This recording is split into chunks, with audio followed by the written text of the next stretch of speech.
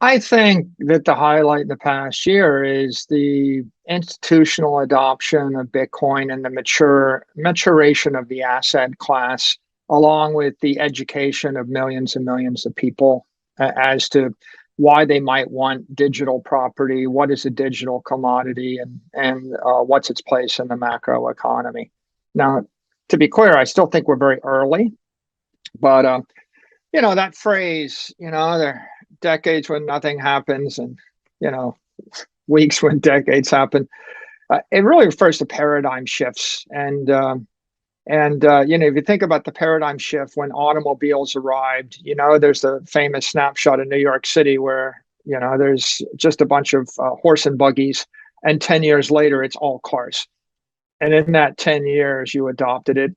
And I remember, standing once on the Pantheon and or on the Acropolis, and I'm like taking a photo and about to post it, and I think to myself, what's different about this? And I think, well, last time I was here, maybe a decade ago, I had no smartphone, I had no iPhone, there was no Facebook, there was no Instagram, you couldn't post it. There were no, digital photography didn't exist. So a decade goes by, and you're like, you're trying to remember. Yeah, you remember back in college. I went to college. We didn't have laptops, you know. Yeah. So when I was in Yeah. college, there were no laptops, and I thought, well, what if I'd had a spreadsheet when I was doing engineering? I went with an HP 15C calculator, and we had notebooks, and we wrote down 20 pages of calculations in a notebook with the calculator. And I remember seeing people saying, well, you got a calculator? We use slide rules.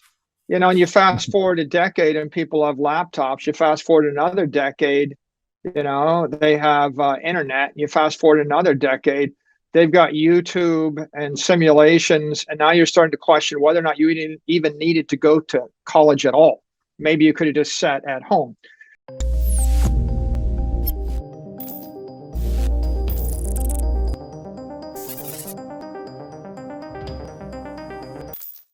Hello and welcome to Money Talks. In today's video, Bitcoin evangelist Michael Saylor, who recently stepped down as CEO of MicroStrategy, shares his outlook about Bitcoin's performance so far in 2022, the key reasons behind struggling economies, global currency debasement, and bankruptcy of multiple countries.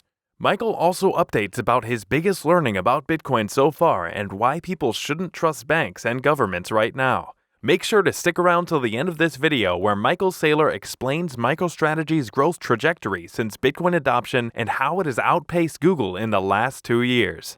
I track the financial markets since we embarked on our Bitcoin strategy. So here is what's happened since August 10th, 2020, when we adopted Bitcoin as a treasury reserve asset. Bitcoin is up 65%. MicroStrategy stock, and MicroStrategy's bought almost $4 billion, not quite, but nearly $4 billion of Bitcoin. MicroStrategy stock is up 66%. So we are tracking slightly ahead of Bitcoin. The S&P is up 14%. The NASDAQ is up 4%. Whoa, 4%. All of big tech is up 4%. Gold is down 18%. And, bonds, the ultra safe bonds, long-term bonds, down 18%. So in terms of asset classes, the crazy volatile Bitcoin is the best performing of all those major assets. And then you can say to yourself, well, I'm just going to invest in stocks. Okay, let's look at big tech. Google's up 37%, Apple's up 32%, Microsoft's up 16%, Amazon is down 22%, Facebook is down 45%, and Netflix is down 52%. Okay, little MicroStrategy, no one ever heard of, up 66%. Would you have guessed that a mid-sized software company, low growth, mid-sized software company nobody ever heard of, would outperform Google in the last 2 years by a factor of 2?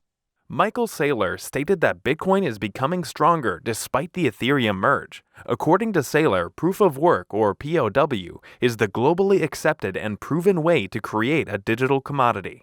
Completing the Ethereum merge means that the Ethereum network no longer operates as a proof-of-work consensus mechanism, but is now governed by a proof of stake.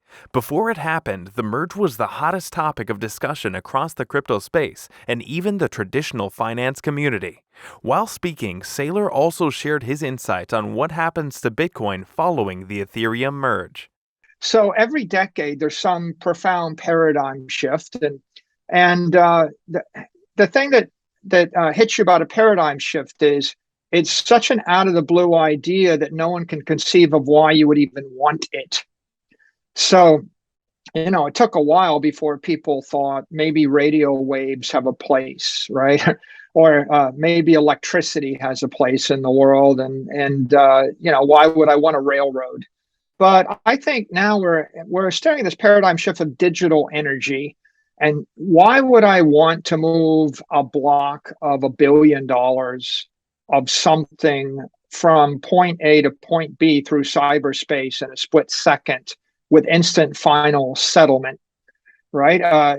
Initially, if you roll the clock back a decade, we didn't have it. Every financial crisis we've had, right, in history of the world, and we've had 10,000 of them. There have been 10,000 currency collapses, from the Lydians to the Athenians to the Spartans to the Romans to the Venetians, to the Brits multiple times, to the Carthaginians.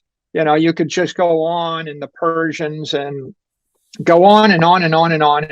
And the history is full of examples of an empire rises, someone mints a currency, the successors or the children of the conqueror debase the currency, the grandchildren debase it more, the great-grandchildren forget how they actually got the power, they spend everything, go wacky crazy.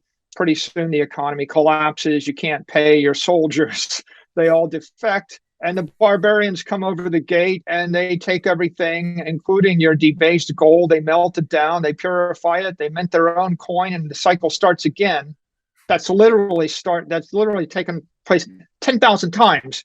Saylor said Bitcoin would keep getting stronger after the merge. He added that POW is the most proven way of creating a digital commodity. Saylor had previously called Ethereum a security. Following Ethereum's switch, Bitcoin now controls 95% overall market share of tokens operating under the POW consensus mechanism. I foresee that Bitcoin will only become stronger, it won't be weaker. POW is the best way worldwide to establish a digital commodity. One major criticism of Bitcoin and other POW networks is their high carbon footprint. However, Ethereum's switch to a POS means its energy consumption has been reduced by 99.5%, as POS is less energy intensive. When von Schliemann dug up ancient Troy, he dug up like 19 ancient Troys. He found 19 cities buried under each city. Everybody said, good place to build a city. They would build it. They would rise over a couple hundred years. They would crash and burn. 200 years would go by. Someone else comes along and says, wow, good place to build a city. We do it again. We do it again. We do it again.